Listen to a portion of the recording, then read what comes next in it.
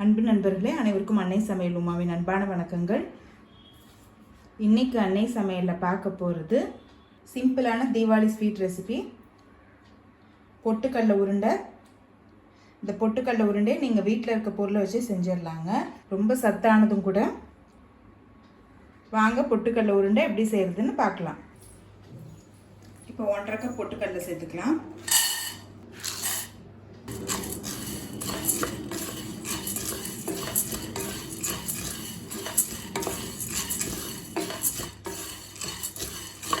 பொட்டுக்கடலையை ஸ்லோலே வச்சு வாசனை வர வரைக்கும் வறுத்துக்கலாங்க. கலர் மாறக்கூடாது.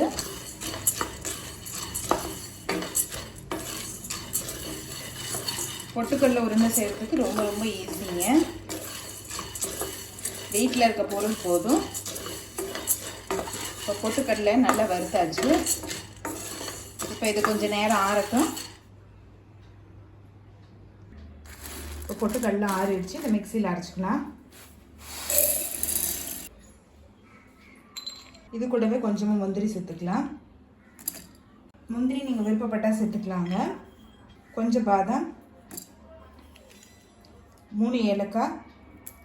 இப்போ மிக்சியில் அரைச்சிக்கலாம். இப்போ மிக்சியில் எல்லாத்தையும் அரைச்சாச்சுங்க. பாருங்கள், நைஸாகவே அரைச்சிட்டேன். இப்போ இது ஒரு பவுலுக்கு மாற்றிக்கலாம்.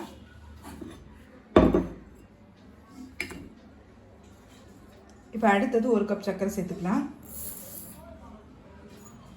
இப்போ இதே மிக்சியில் நைஸாக அரைச்சிக்கலாங்க. 1.5 கப் பொட்டுக்கடலைக்கு 1 கப் சர்க்கரை சேர்க்குறேங்க. இப்போ சர்க்கரையும் அரைச்சாச்சுங்க. இதையும் பவுலுக்கு மாற்றிக்கலாம். இதை நல்லா மிக்ஸ் பண்ணிக்கலாங்க.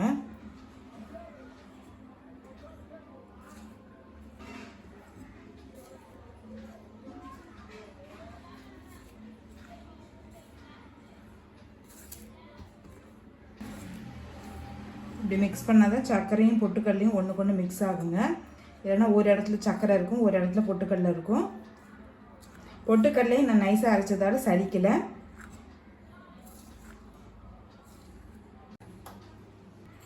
கடாயில் தேவையான அளவு நெய், கொஞ்சம் முந்திரி,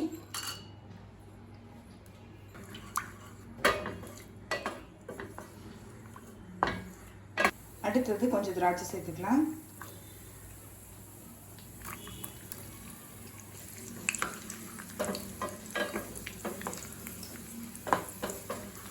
உங்களுக்கு விருப்பமான ட்ரை ஃப்ரூட்ஸ் கூட சேர்த்துக்கலாங்க.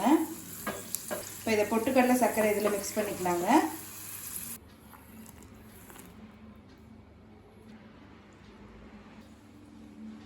இப்போ இதனோட மிக்ஸ் பண்ணிக்கலாங்க.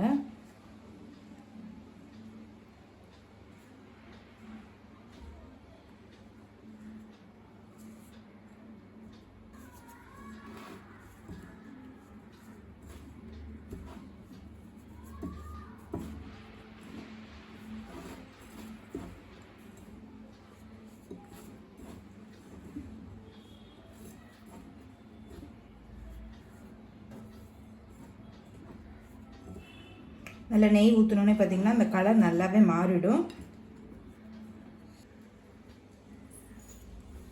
இப்போ எல்லாத்தையும் நல்லா மிக்ஸ் பண்ணியாச்சு. கையில் கொஞ்சமாக நெய் இல்லைன்னா எண்ணெய் தடவிட்டு இதை பிடிக்க ஆரம்பிச்சிடலாம்.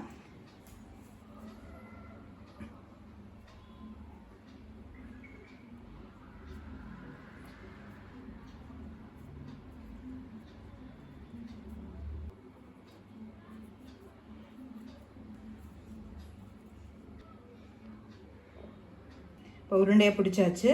இப்போ இதே மாதிரி எல்லாத்தையும் பண்ணிக்கலாம். தேவைப்பட்டுச்சுன்னா இன்னும் கொஞ்சம் நெய் ஊற்றி கூட பிடிக்கலாங்க.